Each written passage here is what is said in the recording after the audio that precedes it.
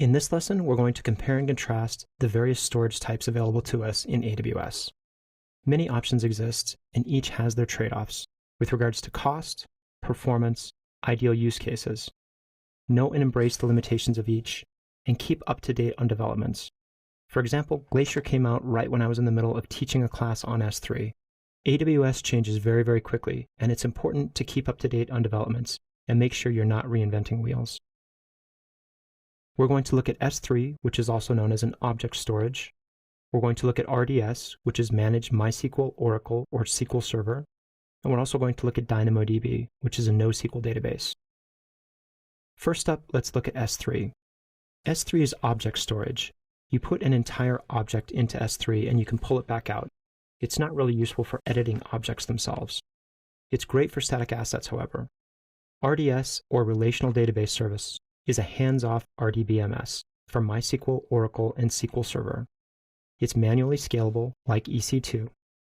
DynamoDB is a column family-oriented NoSQL database, which deals awesome with the 3 V's of big data: variety, velocity, and volume.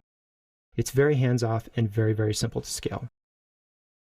The value propositions of S3 are that it's basically a Swiss Army knife of static storage. It's always the cheapest option to both store and serve data, way, way cheaper than serving out of your EC2 instance. There are no limit on the number of objects that you can create. It requires no pre-provision in size. It's extremely durable, having 11 nines durability. This essentially means that if you store 1 million files in S3, you're going to lose one of them every 10,000 years.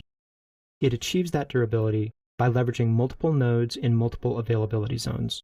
So when you put a file into S3, you're actually copying it many times into many availability zones.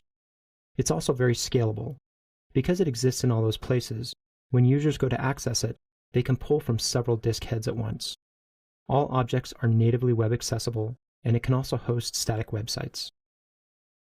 There are some limitations on S3 you need to be aware of. It does come with higher latency, especially if you're talking about EC2. It's always going to be faster to access ephemeral or EBS disk than S3.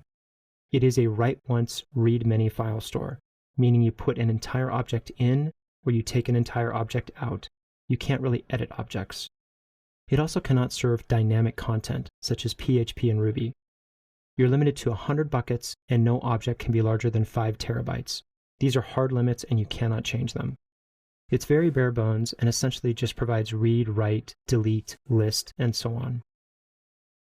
If we look at the value props of RDS, it's essentially a managed MySQL, Oracle, or SQL Server. MySQL is the most feature-rich, including the support for read replicas. High availability is baked in. It has multi-AZ master and slaves. If we look how it's deployed inside of a region, we have a master on the left availability zone with a hot standby slave in another availability zone. Disaster recovery is also baked in with backups and real-time snapshots. It's very cost-effective, way lower cost than a roll your own EC2 plus MySQL, for instance. You can also bring your own license or BYOL with Oracle and SQL Server. It's very scalable and provides scaling with instance types like EC2 and provisioned IOPS like EBS. It does have an upper limit on vertical scale. You only get a single instance of RDS, and you can't horizontally scale it. It has a 3 terabyte max database size and a SQL client-only interface. You get no direct SSH access to the box or ability to control hardware. If you do need direct control, you want to consider using EC2 and installing your own RDBMS on top of it. DynamoDB deals really well with the 3 V's of web scale, which are variety in the types of data that you're storing, the velocity or how fast you want that data served. DynamoDB is backed with SSDs and extremely fast, as well as volume. You can store very, very large tables inside of Dynamo. It's a column family key value store. It is also very strongly consistent. It's managed, and the high availability is baked in. Inside of a region, when you deploy DynamoDB, you're actually deploying to multiple availability zones. And every time there's a change inside of one of the data points inside of the availability zones, it's copied to all others in the cluster. The scaling is also baked in. It's tuned via independent read and write throughput. It's very cost-effective and very, very easy to administer. It automatically repartitions your data on the back end. It supports 2 lookup key types, a hash key or unique ID, and a hash plus a ranged key, which is typically a date. It does have a very limited querying capability. You're only able to look up on a primary key, that hash or hash plus range. The only operations you can do are get, put, update, batch write, query on the range, and scan, which is typically not a good idea. It does, however, come with no limit on table size and allows you to scale to very, very big volumes. It has a 64K row limit size, and it also has probably one of the most complicated but reasonable pricing models inside of AWS. There's no limit on throughput, and it's provisioned by the user. You obviously pay for higher limits. If you compare these systems to each other, when you have static files and backups, you want to be thinking of S3. You probably also want to consider setting up a CDN through CloudFront. If you have RDBMS type interactions that require ACID compliance and/or the ability to run various queries, you probably want to look at RDS. If you have a 3Vs issue with very big or very fast data that you need to serve, you probably want to look at DynamoDB. There are use cases for each of these services, and you'll see that inside of a single web app, you may want to use all 3 together. For example, you may store images, CSS, JavaScript, and HTML in S3. You may want to store orders, customers, and data that you want to ad hoc query later in RDS. And you may want to pull hot tables, such as social interactions and likes, out into DynamoDB.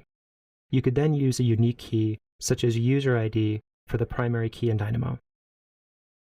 Let's cover some things that you probably never want to do with these different storage models. Serving content out of anything besides S3 is just silly. It's going to be slower, more expensive, and less redundant. If you try to make RDS do web scale, you're going to run into a lot of problems. At the very least, try to pull hot tables out into DynamoDB. And if you're trying to use DynamoDB for anything but web scale or those 3Vs, you're going to find that SQL is better understood, more flexible, and probably your better bet. Rolling your own without good reason is also not a good idea. The AWS service will probably be easier to use and manage, not to mention cheaper. A storage model that we completely gloss over inside of this course is SimpleDB. SimpleDB is a NoSQL data store that preceded DynamoDB. It's still inside of AWS, it's just not very performant. The reason for the lack of performance is that it indexes on multiple fields, and every time it indexes, it slows itself down a little bit. DynamoDB is the preferred way to deal with NoSQL now. SimpleDB still has a dwindling number of use cases, which pretty much limit it to internal applications. Some customers decide to install their own RDBMSs because they either really need the control or they need to grow beyond that 3 terabyte limit. Some folks also decide to install their own NoSQL database, such as MongoDB, Cassandra, and HBase.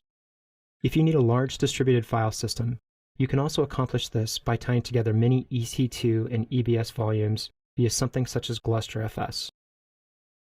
In closing, just make sure that you understand the trade-offs and limitations of each type that you're using, and make sure you're using it for the right reason. If you are going to build your own, make sure that you consider HA, backups, failover, durability, and the lack of native integration to other AWS services.